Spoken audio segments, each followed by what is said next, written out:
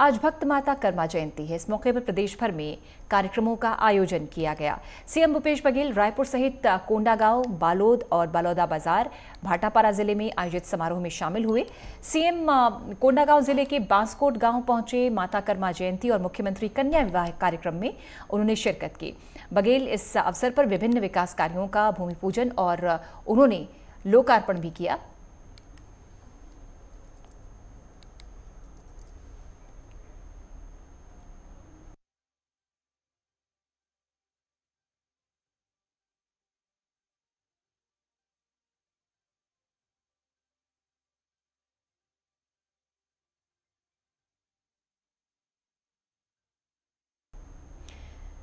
प्रदेश के राज्यपाल विश्वभूषण हरिचंद ने मैथ्स यूनिवर्सिटी की तरफ से आयोजित छत्तीसगढ़ रिसर्च कॉन्क्लेव 2023 में मुख्य अतिथि के रूप में शिरकत की। इस समारोह में वैश्विक वित्तीय और आर्थिक परिवर्तन विकास पर प्रभाव पर चर्चा हुई।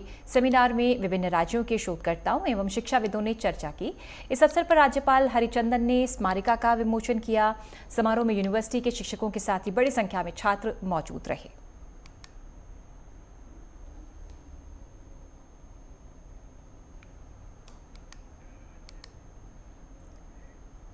प्रदेश के गृह जेल मंत्री डॉक्टर नरोत्तम मिश्रा ने विकास यात्रा के दौरान अगोरा गांव में कई विकास एवं निर्माण कार्यों का भूमि पूजन किया।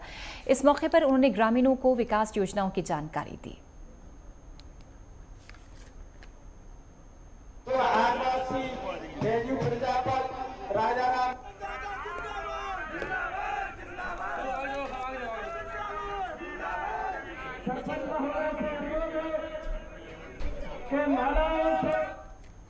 केंद्रीय नागरिक उड्डयन एवं इस्पात मंत्री ज्योतिरादित्य सिंधिया 2 दिवसीय दौरे पर ग्वालियर पहुंचे।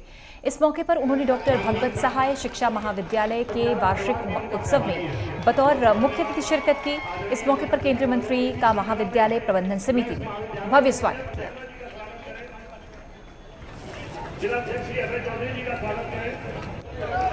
हमारे कुशल कर्मठ व कर्तव्यनिष्ठ मुख्य अतिथि श्रीमंत ज्योतिरादित्य सिंधिया। पढ़ाई के दिन याद आ गए और वो दिन जो इतने खुशी के दिन, शोध के दिन, दोस्त बनाने के दिन, स्वतंत्रता के दिन, दिमाग में, दिल में कोई बोझ नहीं। ये दिवस कभी भी व्यक्ति के जीवन में वापस नहीं आते। तो ये 3 साल या 4 साल मेहनत मशक्क़त जरूर करना है, लेकिन मेहनत मशक्क़त के साथ वो संबंध भी हमें बनाने हैं जो जीवन पर्यंत हमारा। दतिया में 19 मार्च को जिला प्रशासन की ओर से किसान मेला और सम्मान समारोह का आयोजन किया जाएगा। प्रदेश के जेल मंत्री डॉक्टर नरोत्तम मिश्रा मुख्य अतिथि के तौर पर शामिल होंगे। कार्यक्रम की जानकारी देते हुए कलेक्टर संजय कुमार ने कहा कि इस कार्यक्रम में कृषि क्षेत्र में उल्लेखनीय काम करने वाले किसानों को भी सम्मानित किया जाएगा।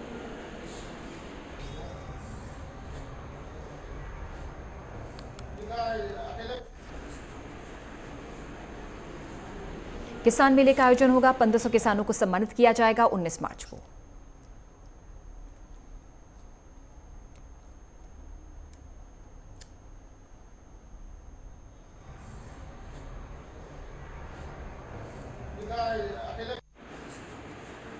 कृषि का जो काम है इसको गौरव देने का कार्यक्रम है। आमतौर से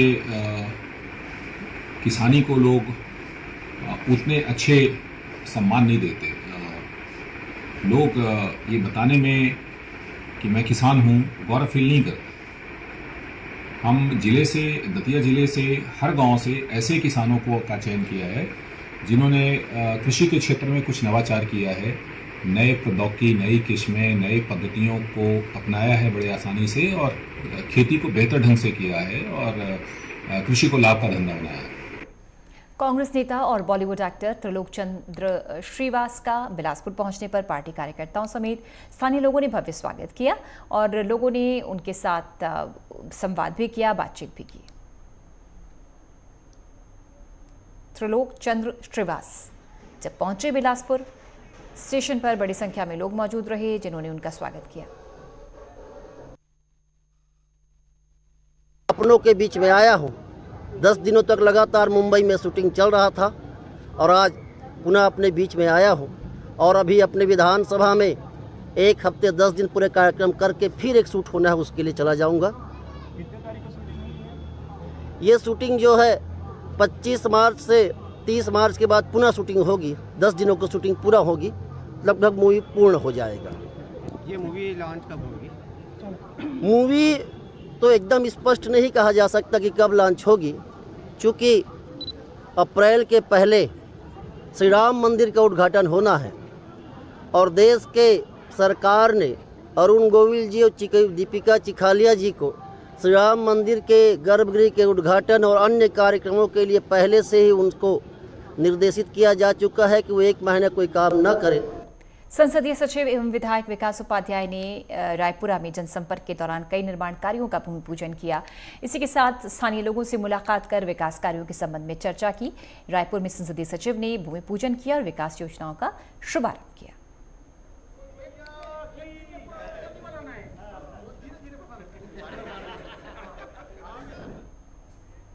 मध्य प्रदेश के बालाघाट में किरनापुर थाना क्षेत्र अंतर्गत आने वाले ग्राम भक्कुटोला कोसमारा के घने जंगल में एक ट्रेनर एयरक्राफ्ट क्रैश हो गया।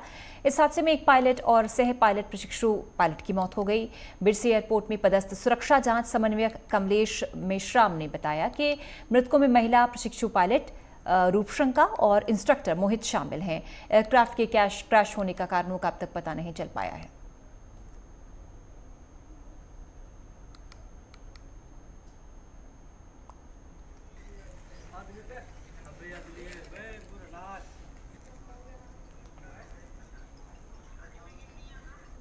डोंगरगढ़ का रुख करेंगे, जहां जिला कलेक्टर ने मां बमलेश्वरी मंदिर की मेला समिति अधिकारियों के साथ बैठक का आयोजन किया। इस बैठक में मेले को आयोजित करने के लिए चर्चा की गई।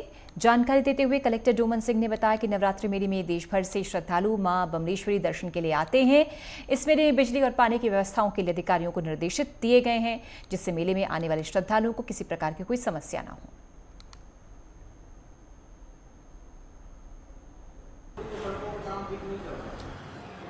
22 तारीख से नवरात्रि फिर से प्रारंभ हो रही है, तो इसमें बहुत बड़ी संख्या में श्रद्धालु माता के दर्शन के लिए यहाँ आते हैं। तो उसकी व्यवस्था के संदर्भ में हमारे सभी एजेंसी और सभी विभाग के अधिकारियों के साथ हम लोग ये बैठक करते हैं। उसी संदर्भ में आज ये बैठक आयोजित है। पुराने जो एक्सपीरियंस है उसके साथ साथ कुछ नया और बेहतर सुविधा देने के लिए हम लोगों ने आज की बैठक को रखा है और पूरा प्रयास यही रहेगा, पूरे शासन प्रशासन हमारे और मंदिर ट्रस्ट की तरफ से भी, कि ज़्यादा से ज़्यादा लोगों को सुविधा मिले और बहुत ही सुविधाजनक ढंग से लोग दर्शन कर सकें। ये अभी जो मीटिंग रखी गई है, ये सभी प्रशासन के हमारे जो सदस्य हैं, कलेक्टर साहब की अध्यक्षता में मंदिर समिति के सदस्य यहाँ पे हैं और ये जो टाउन के लोग हैं, साथ में पुलिस डिपार्टमेंट और बाकी डिपार्टमेंट से लोग इसमें उपस्थित थे। सभी जो मेन 6 से 7 डिपार्टमेंट हैं, उनके विभाग का जो भी इसमें रोल रहेगा, क्या क्या इंपॉर्टेंट पॉइंट्स है उसके बारे में उनको ब्रीफ किया गया है। क्या क्या इंपॉर्टेंट कोऑर्डिनेशन पॉइंट्स उसमें रहेंगे इसके बारे में बताया गया है कि पुलिस को पीडब्ल्यूडी और इलेक्ट्रिकल विभाग और अन्य विभाग के साथ कैसे कैसे कोऑर्डिनेशन करना है। साथ ही में क्या क्या और प्रॉब्लम्स आ सकती हैं, क्योंकि बहुत बड़ा आयोजन है ये, रफली कई लाख में इसकी संख्या में श्रद्धालु यहाँ आएंगे और माता के दर्शन करेंगे, तो क्या क्या प्रॉब्लम्स आ सकती है उसके बारे में डिस्कशन हुआ है। हर वर्ष की भांति इस वर्ष जो नवरात्र का शुभारंभ 22 तारीख को हो रहा है, उसमें हमारे द्वारा बृहत रूप से तैयारी की जा रही है, जिससे कि दर्शनार्थियों को बहुत सुंदर और सुलभ दर्शन प्राप्त हो सके। हमारे द्वारा जैसे बहुत सारे कैमरे लगाए गए हैं कि कहाँ क्या दिक्कतें हो रही है, तो एक कंट्रोल रूम की स्थापना के माध्यम से हम यात्रियों को ज़्यादा से ज़्यादा सुविधाएं और सुलभ दर्शन हो सके, इसकी व्यवस्था और पूरी हमारी टीम इस पर लगी हुई है। रायगढ़ का रुख करेंगे। पुलिस ने यातायात के नियमों के लिए लोगों को जागरूक करने के लिए अभियान शुरू किया है। ट्रैफिक डीएसपी सुशांत बनर्जी ने बताया कि शहर में नए सीसीटीवी कैमरेज लगाने के साथ ही जनचेतना अभियान के तहत एक व्हाट्सएप नंबर भी जारी किया गया है। स्थानीय निवासी इस नंबर के जरिए यातायात के नियमों का उल्लंघन करने वालों के खिलाफ पुलिस में शिकायत दर्ज करवा सकते हैं।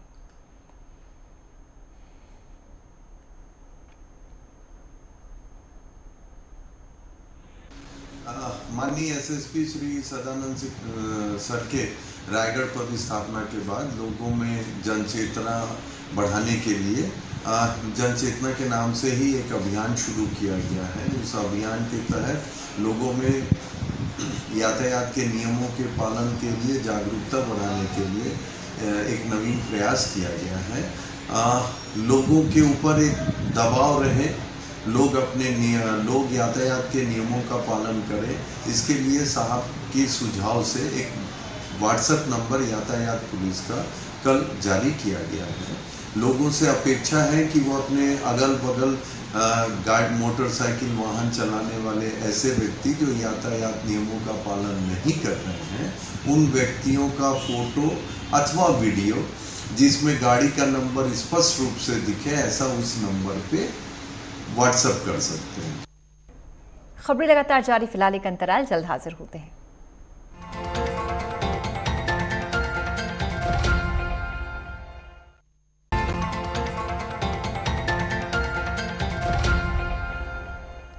छत्तीसगढ़ में नारायणपुर में नक्सल विरोधी अभियान को सफलतापूर्वक संचालित करने के लिए कुछ पुलिस के अफसरों और जवानों का प्रमोशन किया गया।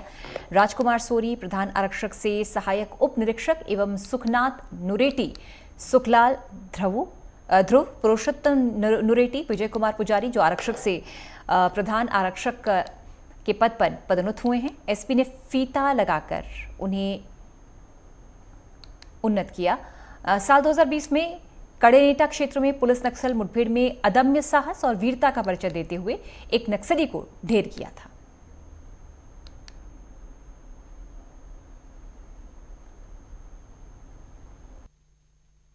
नारायणपुर जिले में जो है पुलिस अधीक्षक श्री पुष्कर शर्मा सर के नेतृत्व में नक्सल विरोधी अभियान संचालित किया जा रहा है और पूर्व में जिला नारायणपुर में नक्सल विरोधी अभियान में अदम्य साहस और वीरता का परिचय देने वाले अधिकारियों एवं जवानों को जो है पुलिस मुख्यालय की ओर से जो है क्रम से पूर्व पदोन्नति के संबंध में अनुमति प्राप्त हुआ था और जिसके परिपालन में जो है जिला नारायणपुर में जो है आज एक प्रधान आरक्षक को सहायक उप निरीक्षक एवं 4 आरक्षक को जो है प्रधान आरक्षक के पद पर जो है क्रम से पूर्व पदोन्नति दिया गया। दतिया में बीजेपी ने बूथ विस्तार अभियान के तहत ग्राम लरायटा में एक बैठक का आयोजन किया। इसमें मुख्य अतिथि के रूप में बीजेपी नेता डॉक्टर विवेक मिश्रा, विशिष्ट अतिथि जिला महामंत्री विपिन गोस्वामी समेत अन्य लोगों ने शिरकत की। डॉक्टर विवेक मिश्रा ने कहा कि बूथ मजबूत करने से पार्टी मजबूत होगी। बीजेपी विश्व की सबसे बड़ी पार्टी है, सभी कार्यकर्ताओं की मेहनत की बदौलत संभव हुआ है। दतिया में बीजेपी का बूथ विस्तार अभियान। क्योंकि हम जिसमें काम कर रहे हैं हमारी भी गिनती वहां पर होगी तो हमको और मजा आएगा। ग्वालियर का रुख करेंगे। गिरवाई थाना क्षेत्र के होटल में एक विवाहिता ने फांसी लगाकर आत्महत्या कर ली। मामले की जानकारी देते हुए पुलिस ने बताया कि महिला एक युवक गोविंद सिंह पाल के साथ होटल में आकर रुकी थी। किसी बात को लेकर दोनों में विवाद हो गया और गोविंद पाल के होटल से चले जाने के बाद विवाहिता ने फांसी लगाकर आत्महत्या कर ली। पुलिस ने इस मामले में गोविंद पाल को गिरफ्तार कर मामले की जांच शुरू अभी प्रिंस मामा होटल के वो है मैनेजर देवा, उन्होंने सूचना दी थी कि होटल के रूम नंबर 204 में सुसाइड अंदर से कुंडी नहीं खुल रही है। उन्होंने देखा तो उसमें महिला के द्वारा सुसाइड किया गया था।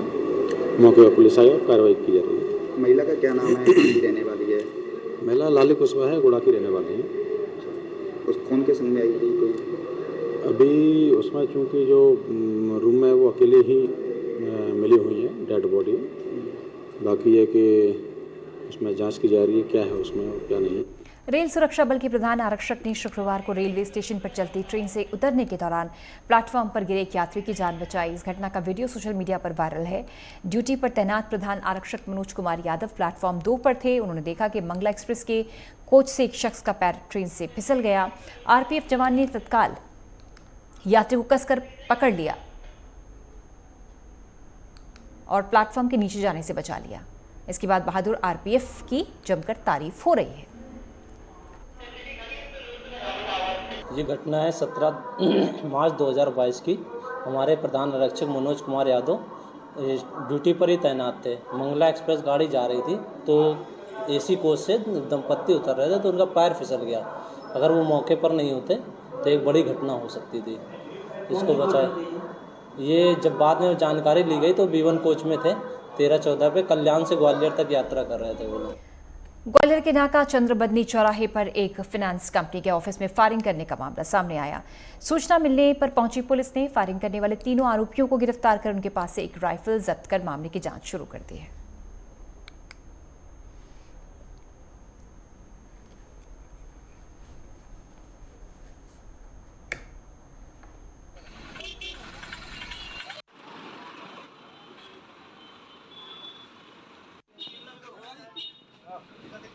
फाइनेंस कंपनी चोलामंडल कंपनी है जो अपने चंद्रबदनी नाके पर है, उसके सामने एक व्यक्ति वीडियो में फायरिंग करता हुआ दिख रहा है। इसके दो साथी भी इसके साथ में कस्टडी में लिए गए और अभी इनसे पूछताछ की है। अभी प्रथम दृष्टया जो प्राथमिक पूछताछ में पता चला है वो इस प्रकार है कि एक i20 गाड़ी है जो फाइनेंस थी, उसकी किस्तों के कोई ओवरड्यू हो गए थे, उस पर से आज ये विवाद हुआ। रेल से सफर करने वाले यात्रियों के लिए जरूरी खबर है। बस्तर में किरंदुल से विशाखापट्टनम तक चलने वाली सभी ट्रेन आज से 5 दिनों तक रहेंगी प्रभावित। केवल नाइट एक्सप्रेस और मालगाड़ी ट्रेन का संचालन रहेगा जारी। विशाखापट्टनम रेलवे लाइन में डबल लाइन का कार्य के चलते रेल सेवा बाधित रहेगी।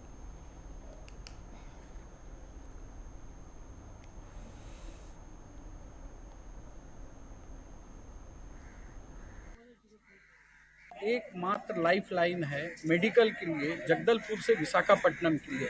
काफ़ी हृदय रोगी और काफ़ी किडनी के पेशेंट हैं जो लगातार दूसरे दिन वहां जाते हैं, इलाज करते हैं और तत्काल आते हैं। एक जीवनदायिनी जो एक मृत्यु कर दिया गया है इस बंद को। नहीं, और जो 3 दिन तक प्रभावित रहेगा, 3 दिन तक या इधर बस भी सेवा उतना उत्पन्न नहीं रहता है, तो क्या व्यवस्था होना चाहिए, कैसा करना, क्या रहेगा फिर? एक स्पेशल ट्रेन तो चलाना ही चाहिए था, 1-2 लाइन गाड़ी चलनी ही थी, जिसे है ना पूरे यहाँ के प्रशासन के बहुल क्षेत्र, बस्तर बहुल्य क्षेत्र, आदिवासी क्षेत्र है बोले इसे किनारे कर दिया जाता है।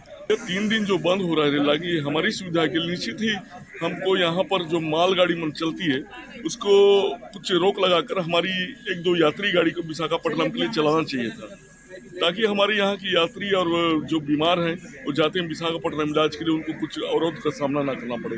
बस में बहुत रोड खराब है और बस मार्ग से लोग जाना पसंद नहीं करते हैं, तो रेल मार्ग ही एकमात्र सुविधा है जिससे लोग आसानी से जाते हैं और अपने सुविधा अनुसार मरीजों को ले जाते हैं। छतरपुर के उप तहसील कार्यालय के कर्मचारियों पर स्थानीय लोगों ने जमीन और राशन कार्ड जैसे कामों की रिश्वत मांगने का आरोप लगाया। इस मामले में पीड़ित रवि यादव ने तहसीलदार शैवाल सिंह को लिखित शिकायत देते हुए इस मामले में कार्रवाई का आरोप लगाया है। मैंने एक तरवीन करवाई थी, तो तहसीलदार साहब से आदेश करवाया था तरवीन के लिए, तो तहसीलदार साहब ने तरवीन करवाई और मैंने फाइल को जमा किया यहाँ तहसील में। पटवारी द्वारा प्रस्ताव को जमा किया गया तहसील में। तो मैं जब तहसील आता हूँ, मैंने बाबूजी से पूछा कि बाबूजी मेरी फाइल कहाँ है, तो बाबूजी के द्वारा बोले कि फाइल में वजन कितना है। वजन पूछ रहे थे कि फाइल में मतलब वजन है, पैसे हैं कि नहीं है, तो बोले कि कितने रुपए। तो अब बाबूजी मुझे पहचानते हो या ना पहचानते हो, तो बाबूजी के द्वारा 1500 रुपए के लिए बोला गया। जबकि मैंने बाबूजी को 1000 रुपए के लिए बोला कि ले लेना और मेरा करवा दो, तो फिर ये फाइल नहीं मिली। अभी जो है जो मामला संज्ञान में आया है, तो अभी हम फाइल ढूंढवा रहे हैं, क्योंकि यहाँ पे अभी फाइल मिल नहीं रही है उनकी। तो अभी हमने रीडर को निर्देशित किया है कि जल्द से जल्द इनकी फाइल ढूंढकर जो है पुटअप करें, जिससे उस पर अग्रिम का। दतिया जिले में इस बार स्कूली छात्रों के लिए ड्रेस बनाने का काम महिला एवं स्व सहायता समूह को दिया गया। ग्रामखेरी में जिला कलेक्टर संजय कुमार अचानक महिला स्व सहायता समूह की गतिविधियों के निरीक्षण के लिए पहुंचे। उन्हें तकरीबन 8 से 10 महिलाएं छात्राएं ड्रेस बनाती हुई दिखी। उन्होंने कहा कि जानकारी ये नाकाफी है, अन्य गांव में भी महिला स्व सहायता समूह गणवेश आदि के कार्य में जुटे हैं, वो अपने उत्पादन को बेहतर बनाएं। इसके लिए सरकार उन्हें प्रोत्साहन देने की कोशिश कर रही है। जी क्या बना रही हैं? कहाँ से आती हो आप?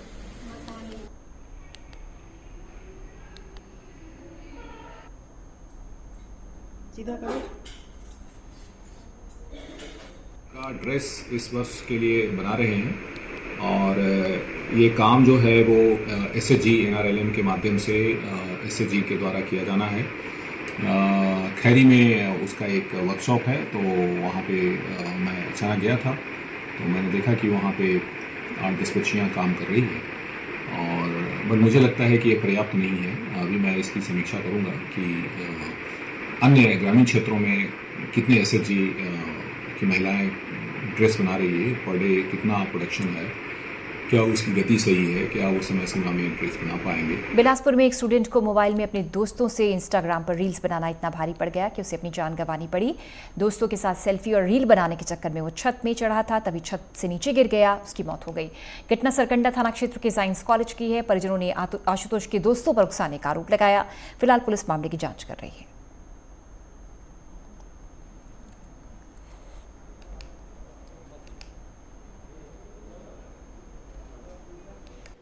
स्थानीय साइंस कॉलेज की घटना है। 3-3:30 बजे के मध्य दोपहर में आशुतोष साव पिता रविशंकर साव, जो जांजगीर का निवासी है, यह युवक इंस्टाग्राम रील्स बनाने के लिए छत पे चढ़ा हुआ था। इसके 2-4 और दोस्त थे जो वीडियो बना रहे थे। युवक का पैर फिसला और ये छत से नीचे गिर गया, जिसमें सर में गंभीर चोट आने की वजह से उसकी मृत्यु हो गई। मामले में मर्ग कायम करके जाँच की जा रही है। परिजनों तथा उपस्थित छात्रों का बयान लिया गया है। विस्तृत जांच अभी आगे जांच के बाद बताई जाएगी। नरसिंहपुर के गाडरवारा में केप्री गोल्ड लोन बैंक में लूट का पुलिस ने खुलासा किया है। इस वारदात में शामिल 5 आरोपियों को धर दबोचा। इनके पास से 1.5 लाख की नकदी और 2 देसी कट्टे, 38 जिंदा कारतूस और एक कार को भी बरामद किया है। पुलिस ने आरोपियों से पूछताछ कर मामले की जांच शुरू कर दी है।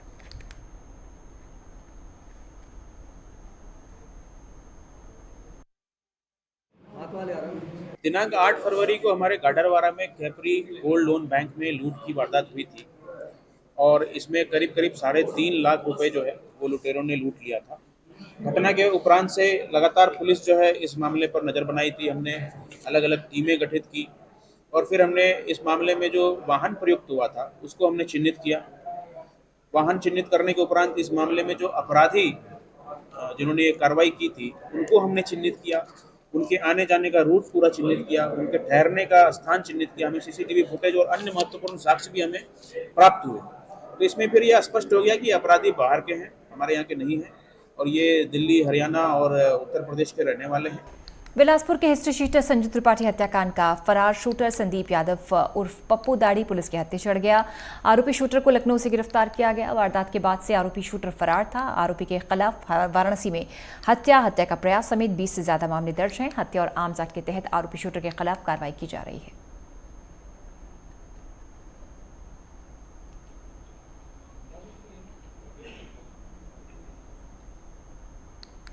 पिछले वर्ष 14 दिसंबर को सदरी थाना क्षेत्र अंतर्गत ओवरब्रिज के पास संजू त्रिपाठी और प्राणनाथ त्रिपाठी की अज्ञात लोगों के द्वारा गोली मारकर हत्या कर दी गई थी। इस मामले में संगठन पुलिस के द्वारा अपराध पंजीकृत कर मामले को विवेचना में लिया गया था। इसमें तत्काल विवेचना प्रारंभ करने पर यह तथ्य सामने आया कि संजू के जो निकटतम रिश्तेदार हैं, उसके भाई, उसके पिताजी तथा अन्य लोगों के द्वारा षड्यंत्रपूर्वक बाहर के शूटर को हायर करके उसकी हत्या कराई गई थी। इस मामले में पूर्व में 19 आरोपी को गिरफ्तार किया जा चुका है, जिनके विरुद्ध माननीय न्यायालय में चालान पेश किया जा चुका है और विवेचना जो है जारी थी। इसी दौरान पुलिस को सूचना मिली कि जो शूटर है संदीप यादव और पप्पू दाढ़ी, इसका लोकेशन उत्तर प्रदेश में, यहाँ से एक विशेष टीम तत्काल रवाना की गई और इस आरोपी को संदीप यादव को उत्तर प्रदेश पुलिस से समन्वय स्थापित कर लखनऊ से गिरफ्तार किया गया, जिसे लाकर माननीय न्यायालय पेश किया। बिलासपुर में मंगला के दुर्गा और राम मंदिर में चोरी का मामला सामने आया। चोरों ने मंदिर से मंगलसूत्र और भगवान लक्ष्मण की मूर्ति को चोरी कर लिया। सूचना के बाद पुलिस पहुंची, जांच शुरू हो गई है।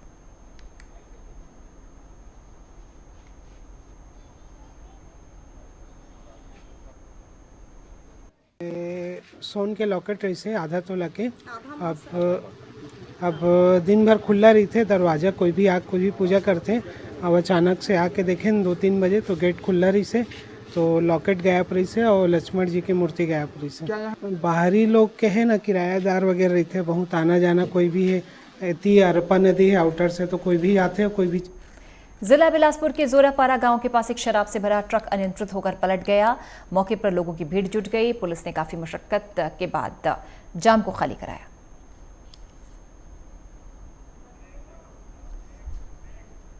खबरें लगातार जारी, फिलहाल एक अंतराल, जल्द हाजिर होते हैं।